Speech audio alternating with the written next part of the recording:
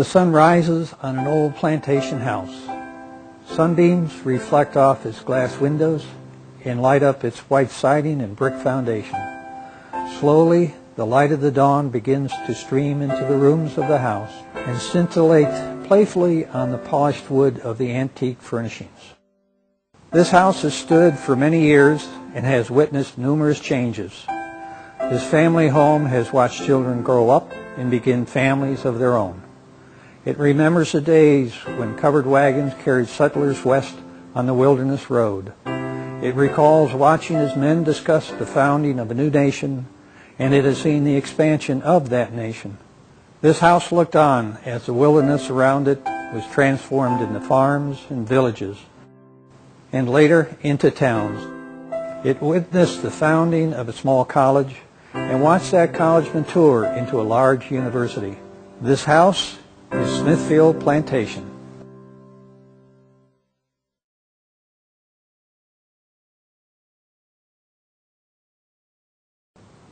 When William Ingalls chose to start his family at Drapers Meadow in the southwest Virginia backwoods, he was doing more than merely deciding on a pretty spot to live.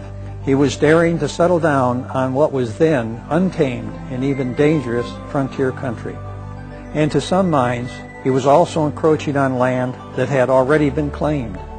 For ignoring this important detail, William Ingalls and the other settlers of Drapers Meadow would pay dearly.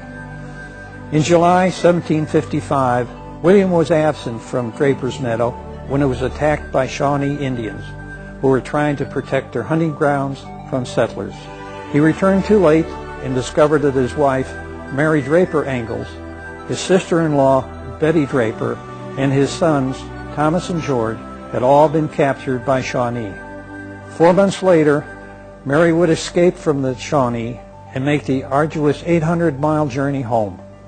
Adam Harmon, a neighbor of the Ingalls, was the first to encounter Mary on her way home. She stayed at his house for a few days until she was strong enough to return to her own home and to her William. Young William Preston, a surveyor's apprentice, however, would discover a different ending to this tragic story. He was on an errand to Sinking Spring on the day of the Drapers Meadow massacre, while his uncle, Colonel James Patton, visited the families at Drapers Meadow settlement. Preston returned to discover that his uncle had been one of the massacre's many casualties. Despite the tragedy that occurred here, Colonel William Preston, appointed as surveyor of Montgomery County, would return and build a plantation in this area less than 20 years later.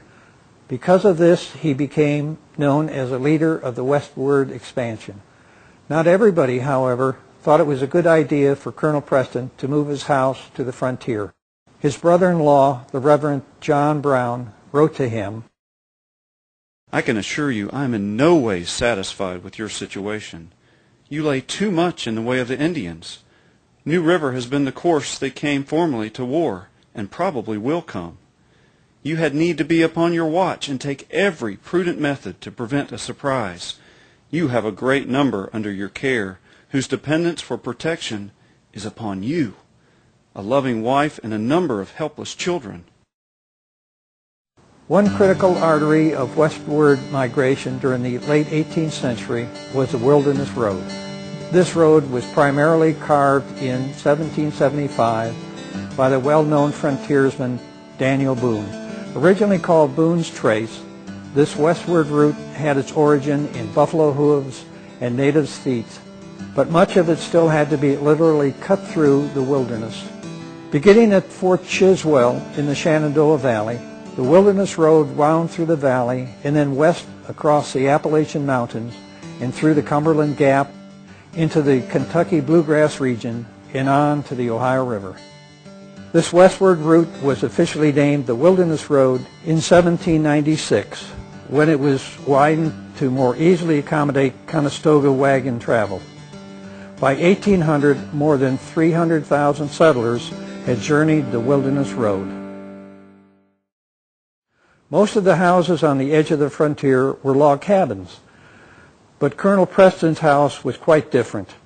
His plantation of nearly 2,000 acres in his aristocratic home were a statement of his great wealth. Smithfield, which Colonel Preston named after his wife, Susanna Smith, was built in the 1770s. Because of its style and large size, other homes like it would be seen only in large eastern cities like Williamsburg.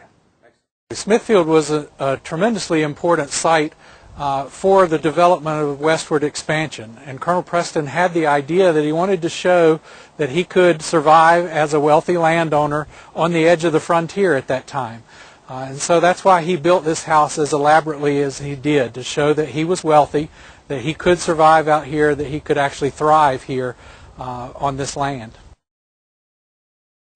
Because Smithfield Plantation was at the edge of what was then the frontier, it had to be self-sufficient. This meant that the Prestons and their slaves had to create a self-sufficient farm. They grew all their own food and made their own blankets and clothing. The plantation included not only a large plantation house, but also slave quarters, barns, smokehouses, workshops, and other outbuildings. Without the labor that the slaves provided, this large farm would not have been feasible on the frontier. Slaves were a crucial part of the building of Smithfield, as well as taking care of the property, attending to the children, crops, cooking. They were an integral part of the making of Smithfield. William Preston, along with his wife Susanna and 7 children, moved to the plantation in the spring of 1774. At the time, their new home was not yet complete. Because of the threat of attacks by the Shawnee and the upcoming revolution, William Preston surrounded his home with a 14-foot-high stockade fence. Colonel Preston wrote of the defense of Smithfield.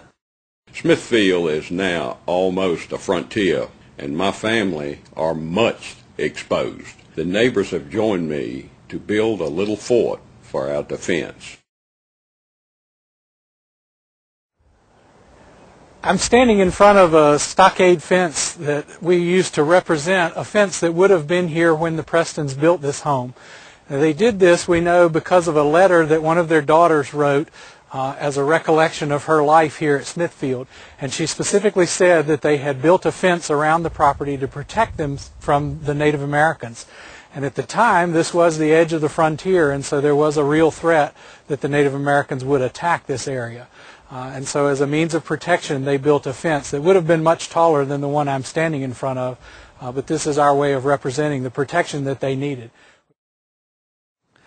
In May of 1778, the governor of Virginia authorized a sergeant and 12 men to be stationed at Smithfield, to induce you to remain at your habitation and encourage others to do so. Behind the fence, the Preston family moved in and began to make themselves at home. 5 more children were born to Colonel Preston and Susanna while they resided at Smithfield. There is no known portrait of Colonel William Preston. However, his daughter Letitia said of him, Colonel Preston was above the ordinary height of a man, 5 feet 11 inches. He was large, inclined to corpulence, was ruddy, had fair hair and hazel eyes. His manners were easy and graceful. He had a well-cultivated intellect and a fine taste for poetry. I remember reading several beautiful productions of his addressed to my mother in praise of her domestic virtues. William Preston was born in December 1729 in Londonderry County, Northern Ireland. He moved to Virginia with his family in 1738. Susanna Smith Preston was born on January 23, 1740 in Hanover County, Virginia. She married Colonel Preston on July 17, 1761. They lived first at Greenfield Plantation near the present-day Fincastle, Virginia, before moving to Smithfield Plantation in 1774. Colonel Preston and Susanna lived in Smithfield for 9 years. While living in Smithfield during the Revolutionary War, Colonel Preston not only actively engaged in the protection of his family and the rest of the frontier, but he continued his responsibility as a surveyor. On April 13, 1781, he wrote to Thomas Jefferson, I believe it my duty to order out all the militia I could raise.